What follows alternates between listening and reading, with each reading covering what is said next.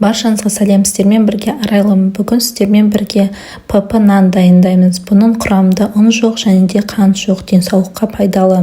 Алдымен қазақ тілді каналға тіркеліп, лайк басып, қолдап кетіңіз. Видеоны соңына дейін көріңіз. Бізге ең бірінші чечевица керек. Оны сіз суға бұқтырып пісіріп алсаңыз да болады, немесе бір күн бұрын суға тұндырып қойсаңыз да болады. Чечевицаны біз блендерден өткізіп, пюре ретінде дайындап аламыз.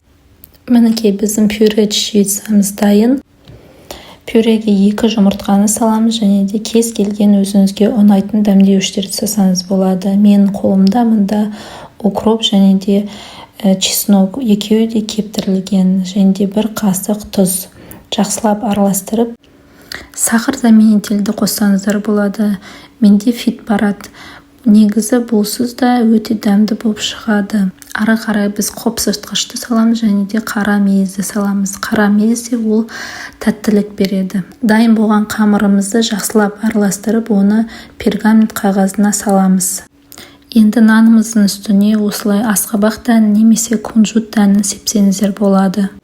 Бұл нан өте денсаулыққа пайдалы, құрамында ақуыздар көп және де артық салмақпен күресіп жүрген жандарға да өте пайдалы болып келеді.